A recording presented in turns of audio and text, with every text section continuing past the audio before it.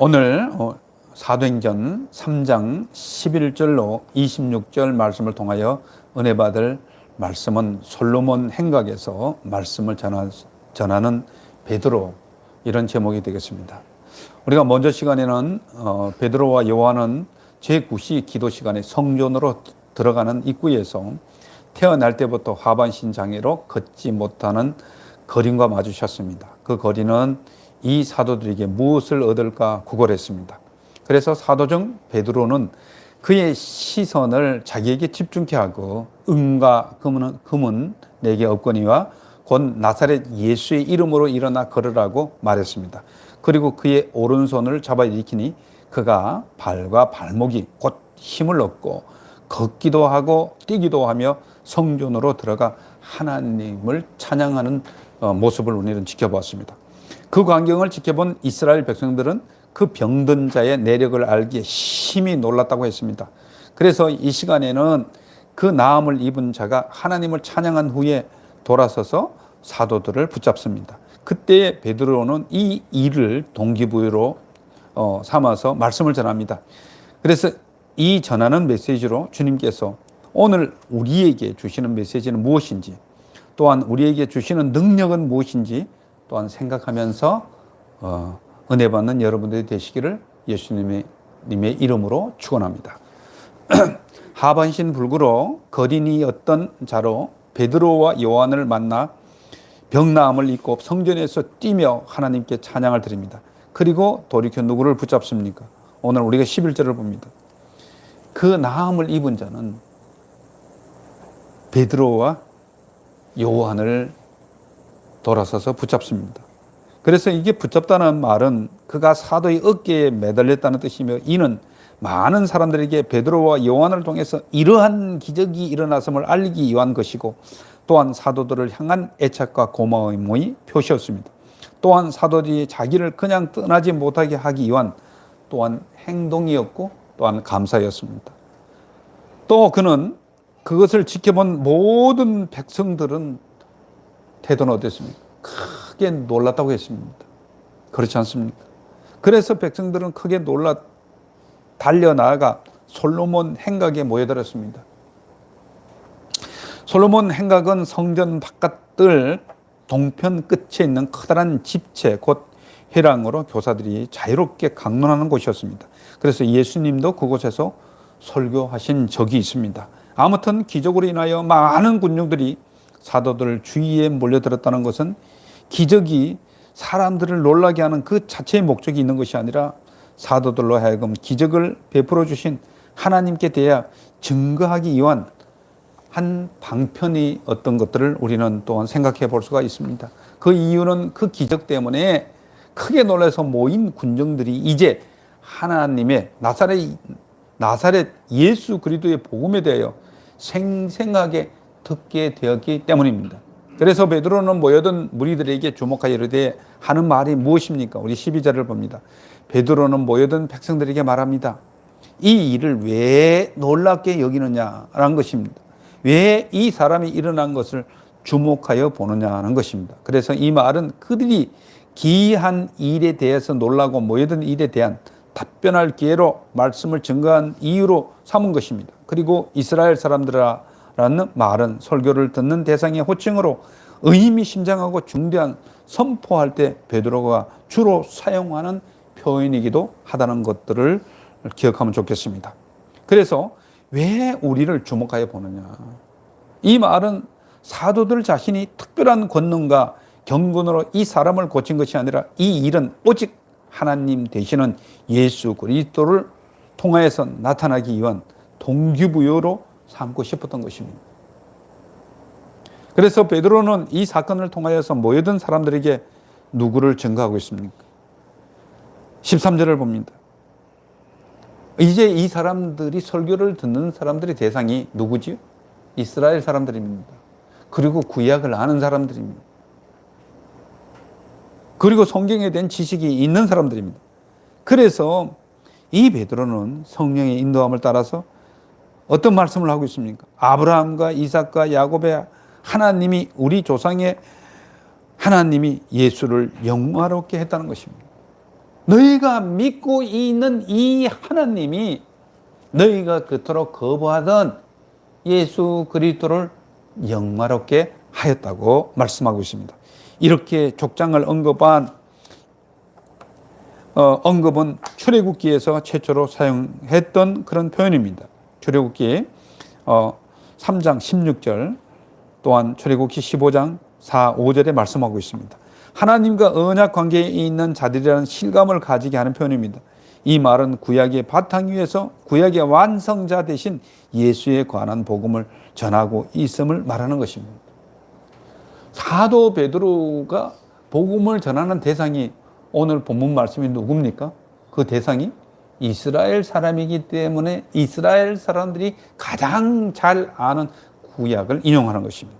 그래서 구약에 예언된 하나님이 그의 종 예수를 영화롭게 하셨다는 것은 온 세상의 죄를 짊어지고 그가 종으로 죽었지만 하나님이 3일 만에 부활시키고 승천케 하셔서 이제 하나님 우편에 앉히기까지 그를 높이신 사실을 증거하고 있는 것입니다. 이로써 베드로는 예수가 구약으로부터 예언된 메시아이며 하나님의 아들임을 구약 성경을 인용하여서 증거하고 있습니다. 그래서 사도는 이어서 유대인들의 죄악을, 즉 그들의 이 예수를 어떻게 배척했는가를 담대히 지적하는 것으로부터 시작이 되고 있는 것입니다. 그렇게 귀한 분을 바로 너희가 십자가에 넘겨주고 빌라도가 놓아주기를 그토록 놓아주기를 결의하고 원했지만 너희들이 거부했다고 이야기하고 있는 것입니다. 다시 말해서 너희가 예수를 십자가에 못 박히도록 로마인 즉 이방 통치자 빌라도에게 넘겨줬다는 것입니다. 또한 빌라도가 예수의 무죄함을 발견하고 놓아주고자 했으나 저희가 바라바를 택하고 예수를 부인하여 오히려 십자가에 못 박으라고 애썼던 사실에 대한 그들의 죄를 지적하는 것입니다. 베드로는 그들의 죄를 깨우치기 위해서 통렬하게 책망하고 있는 것입니다. 왜냐하면 자기 죄의 무서움과 심각성을 아는 자만이 하나님이 자비 앞에 두 손 들고 나올 수 있기 때문입니다. 그래서 결국 그들은 거룩하고 의로운 일을 거부하고 도리어 누구를 놓아주기를 구했다고 했습니까? 14절을 봅니다. 너희는 이 거룩한 예수, 이 거룩하고 의로운 예수를 거부하고 도리어 살인한 자를 놓아주기를 구했다는 것입니다. 이 죄를 지적하는 것입니다. 너희는 거룩하고 의로운 하나님의 아들을 거부하고 살인하는 사람 바나바를 놓아주기를 요구했다는 것입니다. 예, 바나바를 놓아주기를 원했다는 것입니다. 그래서 6월절 사면의 관례에 따라서 총독 빌라도가 예수가 바라바 둘 중 하나를 석방하게 해주겠다고 유대인들이 제의했을 때 유대인들이 선택에 의해서 바라바는 풀려난 죄수였습니다. 이 사람에 대해서는 유명한 죄수로 마가복음 15장 7절에서는 밀란 중에 살인하여 포박된 자들 중 하나로 또한 그는 강도로 각각 언급된 자를 그들은 풀어주었다는 것입니다. 우리의 죄성이 그렇습니다. 인간의 죄성은 아무리 그들이 피를 토하고 아무리 그들이 정말 거품을 물고 얘기한다고 해도 그것은 정직한 말이 될 수가 없습니다. 옳은 말이 될 수가 없습니다. 하나님만이 우리의 마음을 밝혀주실 때 우리는 옳은 말을 할 수 있습니다. 이러한 불의한 일로 이스라엘 사람들은 결국 누구를 죽였습니까? 15절을 봅니다. 이러한 불의한 일로 너의 즉 이스라엘 사람들은 생명의 주 누구를 죽였다고 했습니까? 예수를 죽였다고 얘기를 하고 있습니다. 생명의 주 대신 예수를 너희들이 죽였다는 것입니다.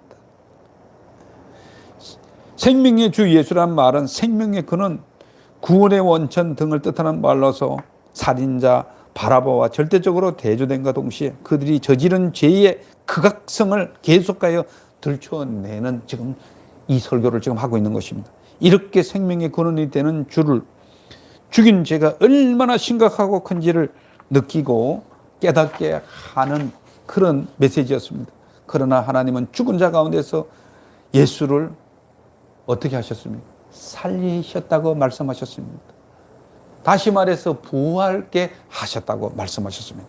하나님은 예수를 부활케 하심으로 죄의 세력과 그로 인한 모든 결과들에 대한 승리, 즉 구속사에게 완성을 의미하므로 예수께서 죄와 사망을 이기신 생명의 주이심을 입증하는 것입니다. 다시 말해서 하나님이 하늘과 땅의 모든 권세를 가지신 만유의 주로 그리스도를 높이고 영화롭게 하셨다고 말씀하고 있습니다.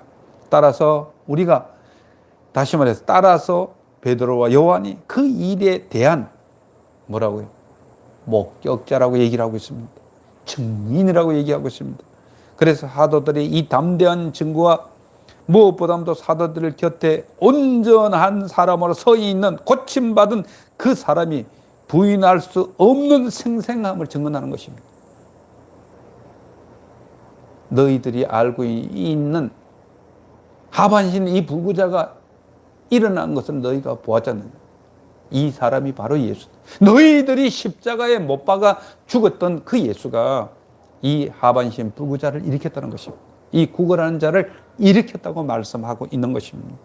따라서 이 기적 사건은 하나님이 그 종 예수를 영화롭게 했다는 표가될 뿐만 아니라 사도들이 지금 증명하는 그 내용의 참이라는 것을, 진실된 하나님이라는 것들을 여기서 입증하는 것입니다. 따라서 너희가 보고 있는 이 병나은 사람 누구의 이름으로 성하게 되었다고 말씀하고 있습니다. 16절을 봅니다. 이 사람이 나은 것은 우리들의 능력으로 나타난 것이 아니라 예수 그리스도의 이름을 믿음으로 나았다고 선포하는 것입니다. 이 예수 그리스도 이름에 대한 능력을 얘기하는 것입니다. 그 이름이 너희가 보고 아는 이 사람을 낫게 했다고 이야기하는 것입니다. 그러므로 예수로 말미암아 난 믿음이 모든 사람 앞에 서 있는 이 사람을 완전히 낫게 했다고 아예 간증을 해주는 것입니다. 오늘날도 이 사실은 일어나고 있습니다. 하나님은 어제나 오늘이나 동일하다고 말씀하셨습니다. 우리는 하나님의 말씀은 내가 아는 것만큼 효과를 보는 것입니다. 하나님의 말씀을 모르면 우리는 하나님이 축복을 주셨는데도 누리지 못하는 삶을 사는 것입니다. 그래서 우리는 하나님의 말씀을 우리가 묵상할 때 내 말씀이 되는 것입니다. 하나님의 말씀을 선포하고 주장을 할 때, 고백할 때 내 말씀이 되는 것입니다. 우리가 아무리 많은 음식이 있다 할지라도 내가 먹어야지만 내 양식이 되는 거 아닙니까? 하나님의 말씀도 내가 고백하고 내가 묵상하고 그 말씀을 붙잡고 또한 고백할 뿐만 아니라 기도할 때에 우리는 능력을 체험할 수가 있습니다. 그래서 베드로는 이스라엘 사람들이 이렇게 악한 일을 한 근거를 어디에 두고 있습니까? 17절을 봅니다. 예, 형제들아 너희가 알지 못하여 이러한 일을 했다는 것입니다. 너희가 하나님을 알지 못했다는 것입니다. 너희들은 입으로 아브라함의 하나님, 이삭의 하나님, 야곱의 하나님이라고 중얼거린 줄 모르지만 그 중에 핵심인 예수 그리스도를 몰랐다는 것입니다. 그래서 구약의 말씀과 또한 구약의 선지서에 있는 모든 예언이 예수 그리스도를 주목하고 얘기하는데 너희들은 껍데기만 보고 정말 알맹이 되고 중요한 예수를 보지 못했기 때문에 이런 일을 했다는 것입니다. 즉 예수 그리스도에 대해서 무지해서 그랬다는 것입니다. 그리고 나서 베드로는 이스라엘 사람들아 부르면서 그들의 죄를 날카롭고 주놈에게 꾸짖었던 이 베드로는 이제 말씀을 부드럽게 형제들이라고 얘기를 하고 있습니다. 브라더리라는 얘기를 하고 있습니다. 이건 굉장히 부드러운 표현입니다. 이제는 너희가 복음을 받아들이고 너희가 정말 예수 그리스도를 영접해서 우리가 형제자매 자매가 된 자들을 형제들이라 브라더리라는 그런 말을 쓰는 것입니다. 그래서 형제들아 부드러운 어조로 따뜻하게 부르면서 간절한 권면으로 말씀을 선포하고 있습니다. 죄에 대해서 핑계댈 수 없도록 간담히 서늘할 정도로 무섭게 지적한 사도 베드로는 이제 상처를 싸매준 듯한 이루하는 말씀을 전하고 있습니다. 즉 청중으로 하여금 회개하여 하나님의 은혜를 받는 자리에 이르도록 하기 위해서 그들의 죄의 정상을 참작하는 것입니다. 그래요. 너희들이 예수를 부인한 것들은 예수를 몰랐기 때문이에요. 예수님에 대해서 무지했기 때문에 그러한 일을 저질렀어. 저들이 조금도 용서받을 길이 없음을 알고 자기들의 죄에 대한 형벌의 두려움을 생각하여 짐짓 절망에 빠지지 않도록 하기 위해서 일단 그들의 범죄의 원인을 무지 때문이라고 진단해 주고 있습니다. 무지 때문에 진단을 했다면 알면은 그 문제를 풀 수 있는 거 아니겠습니까? 알면은 예수 그리스도를 영접하게 되는 거죠. 그분이 정말 참 하나님이라는 것을 알 때 우리가 알게 되는 것이죠. 우리가 영적으로 감각이 없을 때는 하나님을 모릅니다. 예수 그리스도를 모릅니다. 그런데 성령이 우리에게 임하면 하나님을 알게 되는 것입니다. 하나님의 음성이 들리게 되는 것입니다. 그래서 저희가 기도해 줄 때 이 사람이 병이 낫도록 해 주시옵소서 하는 기도도 하지만 더 중요한 것은 예수를 받아들이고 회개해서 예수를 받아들이고 성령 받으면 모든 문제가 해결됩니다. 성령 하나님의 놀라운 은혜가 우리의 마음에 스쳐가고 우리의 몸에 스쳐갈 때 그때 놀라운 일이 일어납니다. 우리가 상상치도 못하는 회복의 역사가 일어나는 것을 우리가 볼 수 있습니다. 이 말씀이 특정인들에게 해당되는 겁니다. 절대 그렇지 않습니다. 하나님 말씀은 누구에게든지 적용되는 것입니다. 믿는 자들에게 이런 표적이 따르는 내 이름으로 귀신을, 누구의 이름으로? 예수 그리스도의 이름으로 귀신을 쫓아요. 새 방언을 받아요. 뱀을 짚으며 예수 그리스도 이름으로 병든 자에게 손을 얹으며 나음을 입겠다고 말씀하셨습니다. 여러분들이 예수 그리스도 이름으로 내 아픈 부분에 내가 예수 그리스도 이름으로 손을 얹어도 나음을 입는 그런 은혜가 있기를 예수님의 이름으로 축원합니다. 이러한 예수를 너희가 몰랐다. 이러한 예수를 몰랐다. 그래서 호세아 선지자는 4장 6절을 보면 내 백성이 무엇이 없어서 망했다고. 이러한 하나님을 아는 지식이 없어서 망했다. 그 얘기를 지금 하고 있습니다. 그래서 요한복음 17장 3절에는 영생은 곧 유일하신 참 하나님과 그가 보내신 자 예수 그리스도를 아는 것이 구원 얻는 것이다. 영생 얻는 것이라고 말씀하셨습니다. 이제 베드로는 예수 그리스도께서 고난 받으실 것을 오래전부터 누구를 통하여서 알리셨다고 말씀하고 있습니다. 이 베드로의 설교를 듣는 사람들은 다 유대인들이에요. 너희들이 잘 알고 있는 그런 말씀을 보자는 것입니다. 18절을 봅니다. 베드로는 구약시대의 모든 선지자들을 통하여 예수 그리스도께서 고난 받으실 것들을 미리 알리셨다고 말씀하고 있습니다. 이미 다 예언돼서 구약의 사람들도 구원받는 길이 다시 오실 예수 그리스도, 오실 메시아를 믿음으로 말미암아 구원을 받습니다. 우리는 오신 메시아를, 오신 예수 그리스도를 믿음으로 말미암아서 구원을 받습니다. 그 구원에는 우리의 영혼 구원뿐만 아니라 문제 해결된 구원도 있고요. 질병에서 나음을 입는 구원도 있고요. 또한 우리가 기도하는 응답의 구원도 있다는 사실을 우리는 알아야 되는 것입니다. 그래서 예수 그리스도를 믿는 자들에게는 정말 놀라운 그런 일들이 일어난다는 것을 얘기해 주고 있습니다. 너희들이 구약을 알고 있다고? 구약을 제대로 알고 있다면 예수를 믿었을 것이라는 것입니다. 그리고 예수님의 고난을 통하여서 이와 같은 일이 이루어졌다고 말씀하고 있습니다. 이사야에서 53장에 보면 4절, 5절, 6절 그가 찔림은 우리의 허물을 인하며 그가 상함은 우리의 죄악을 인함이라. 그가 징계를 받음으로 말미암아서 화평을 누리고 그가 채찍에 맞음으로 말미암아서 나음을 입었다고 말씀하셨어요. 이것은 예언입니다. 그런데 그 예언이 예수님의 몸을 통해서 이미 이루어졌다는 것들을 이야기해주고 있는 것입니다. 그리고 이스라엘 백성들에게 전하고자 하는 복음의 메시지는 무엇입니까? 이제 19절에서 그 핵심을 얘기하고 있습니다. 그러니 너희가 이 죄에서, 죄 없는 예수를 십자가에 못 박은 이 죄에서, 이 예수를 부인한 이 죄에서 회개하고 돌이켜 너의 죄 사함을 받으라는 것입니다.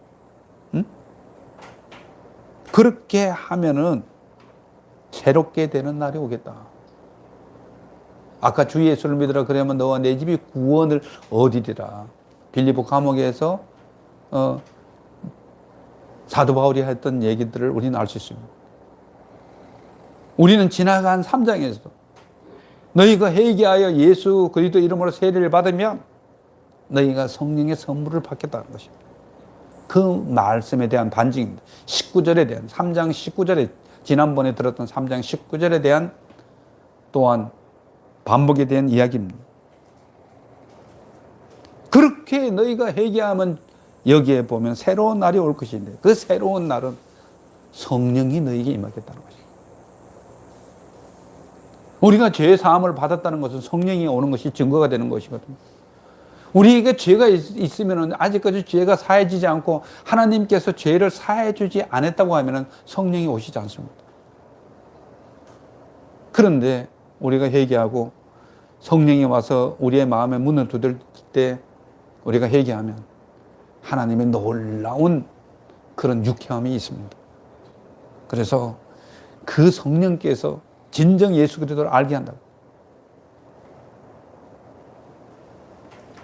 요한복음 16장 8절에서 11절에 봅니다. 너희가 성령이 오면 그가 죄에 대해서, 죄가 무엇인지, 의에 대해서, 심판에 대해서 너희들을 책망하실 것이라고 말씀하셨습니다. 그때부터 진정한 회개가 이루어지는 것입니다. 내가 도덕적으로 내가 오늘 누구랑 말할 때 내가 말실수를 했어요. 이 회개가 아닙니다. 성령이 임해서 되어지는 이 회개는 우리의 마음속에서 끌어오르는 깊은 곳에서 그 흑암을 우리가 하나님 앞에 회개하는 것입니다. 내가 정말 마음이 어두웠습니다.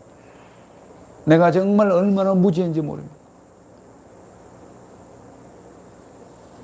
성령의 라이트를, 성령의 빛을 환하게 비춰주니까 우리의 어둠이 다 드러나게 있는 것입니다. 그래서 성령 받았던 사람들은 밤새도록 회개하는 사람들이 있어요. 울면서. 그러다 또 방언을 받아서 방언으로 기도하고 며칠을 그렇게 기도하는 사람들이 있었어요. 70년도, 80년대는 그런 신앙생활을 많이 했습니다. 오늘날도 그런 은혜가 있기를 위해서 우리 기도해야 됩니다. 우리 자녀들을 그렇게 키워야 됩니다. 어려서부터 성령 받아서 어려서부터 믿음으로 그렇게 자라날 수 있도록 길을 터줄 때에 형통하게 되는 것입니다. 우리 민혁이도 준성이도 민성이도 저는 그렇게 크기를 위해서 기도합니다. 응? 그래서 믿음 딱 심어줘야 되는 것이죠. 이 세상의 교육도 중요하지만 이 세상의 교육보다 더 중요한 것은 하나님의 말씀으로 믿음의 교육입니다. 어려서부터 성령 받아서 기도하는 것이. 그 고사리 같은 손으로 붙잡고 정말 기도할 때 그때 이미 그 인생의 모든 성공은 다 이미 정해지는 것입니다. 그런 은혜가 여러분들의 가정에 넘쳐나기를 예수님 이름으로 축원합니다. 이렇게 너희가 복음을 받아들였을 때 주께서 주시는 축복은 또한 주께서 주시는 또 축복의 약속은 무엇입니까? 20절을 봅니다. 21절을 봅니다. 주께서 예정하신 그리스도를 곧 보내신다고 말씀하셨습니다.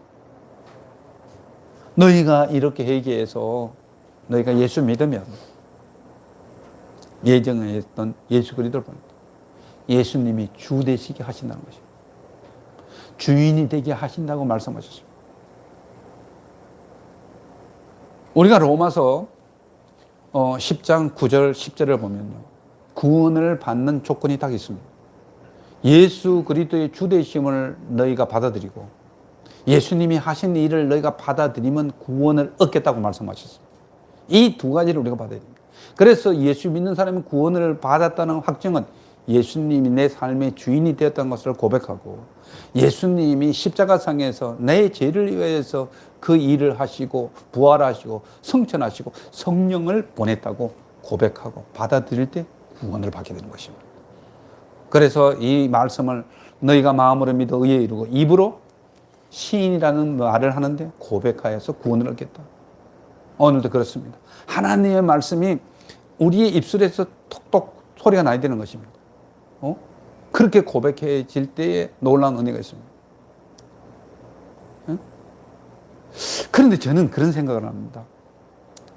하나님의 말씀은요, 내가 고백하지 않으면, 내가 묵상하지 않으면 의문에 쓴 증서입니다. 그냥 기록된 책이에요. 근데 하나님의 말씀을 내 입술에서 고백을 할 때 놀라운 효과가 일어나요. 우리의 입술에 비밀이 있습니다. 내 입술이 하나님 말씀을 고백할 때 뭔가 칩이 있는 것 같아요. 유전인자가 우리가 하나님 말씀을 고백할 때 나타나는 것 같아요. 아무리 많아도 내가 고백하지 않으면 소용이 없어요. 아무리 많아도 그 말씀 붙잡고 기도하지 않으면 소용이 없습니다. 우리는 그 능력 때문에 살아가는 것입니다. 그리고 하나님이 영원전부터 거룩한 선지자를 통하여서 말씀하신 바 만물을 회복할 때까지 하늘이 마땅히 그를 받아들이라고 했습니다. 예수 그리스도께서 이 땅에 초림으로 오셔서 제자들을 3년 동안을 가르치시고, 또한 우리의 죄를 위해 십자가에 죽으시고, 또한 부활하시고 약속하신 성령을 보내시고, 또한 은혜 시대를 우리에게 열어주셔서 복음이 만민에게 다 증거되게 하기 위해서 이제 주님이 오실 때 추수하기 영혼을 추수를 하기 위해서 오신다는 것입니다. 다시 말해 심판하러 오신다는, 그 분이 다시 오시는 재림주를 심판주로 생각하십니다. 그 심판하실 때에 우리는 하나님을 믿는 사람은 구원의 완성이 되지만, 하나님을 믿지 않는 사람들은 심판의 대상이 되는 줄 믿으시기를 바랍니다. 또한 모세가 예언한 말씀을 통하여서 이스라엘 사람들에게 다시 전하는 복음은 또한 무엇입니까? 22절을 봅니다. 모세는 하나님이 너희를 위하여 형제 가운데서 나 같은 선지자 하나를 세운다고 말씀하셨습니다.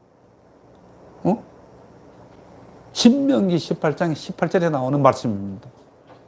그 분이 바로 예수 그리스도라는 것입니다. 너희가 선지자를 세우니 그 말을 들으면 너희가 살아나 있고, 그 말을 듣지 아니하면 멸망을 받으라고 얘기하고 있습니다. 그 얘기는 무슨 얘기입니까?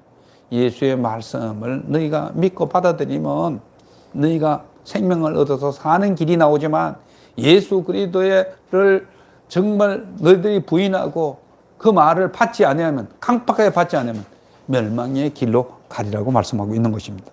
그래서 모세가 말하는 그 메시지를 듣지 않으면 어떤 결과가 주어진다고 또 경고하고 있습니까? 23절을 봅니다. 누구든지 그 선지자의 말을 듣지 아니하는 자는 백성 중에서 멸망하리라고 얘기했지 않습니까? 예수 그리스도의 말씀을 우리가 들을 때 살아납니다. 얼마나 좋은지 모릅니다.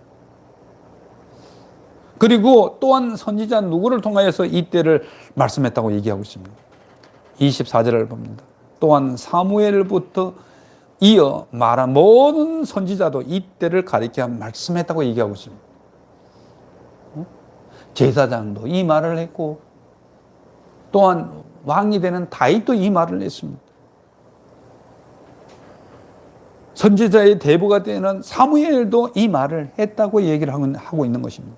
그래서 베드로는 모세와 사무엘 및 이후의 모든 선지자들에 대하여 언급하고 그들 모두가 예수 그리스도를 증거하고 있음을 강조하고 있습니다. 그래서 사무엘 선지자가 예언한 하나님의 약속의 말씀이 있습니다. 무엇입니까? 25절을 봅니다. 사무엘은 너희가 선지자들의 자손이요 하나님이 너희의 조상과 더불어 세우신 언약의 자손이라고 하였습니다. 하나님께서 조상들과 언약을 맺으셨는데 이제 바로 너희가 그 약속의 유업을 받은 자녀들로서 그 언약의 후계자, 상속자로 택함 받았다는 사실을 여기서 상기시켜주고 있습니다. 그러니까 그 축복이 너희들이 먼저 왔는데 너희들이 먼저 주님을 배반하면 어떻게 하느냐는 것입니다. 또한 아브라함에게 말하기를 땅 위의 모든 족속이 너희의 씨로 말미암아 복을 받으리라고 했습니다. 아브라함과 언약에서 하나님은 그 후손들에게 축복을 약속하셨으면 또 그 후손들을 통해 지상의 모든 족속이 복을 받게 될 것이라고 말씀하셨습니다. 그래서 예수를 메시아로 임한 것과 하나님이 아브라함에게 주신 약속을 동일시한 것입니다. 그 씨가 바로 메시아라는 것입니다. 그래서 사도 바울도 갈라디아서 16절에서 이미 그것을 풀어서 설명하셨습니다. 여럿을 가리켜 그 자손이라 말하지 않고 오직 하나를 가리켜 네 자손이라 한 것입니다. 하나를 가리켜 말씀하신 그 메시아가 바로 오늘 이 사도 베드로가 증거한 예수 그리스도라는 것입니다. 즉 그들의 조상 아브라함에게 약속하신 그리스도가 아브라함의 씨로 모든 족속에게 구원의 복음을 줄 수 있다는 것입니다. 하나님이 이 선지자를 세워 어떻게 예언한 목적이 무엇입니까? 26절 오늘 마지막 절을 봅니다. 하나님은 그 종 선지자를 세워서 복을 주시려고 너희가 먼저 보내셨다고, 너희에게 먼저 보내셨다고 얘기를 하고 있습니다.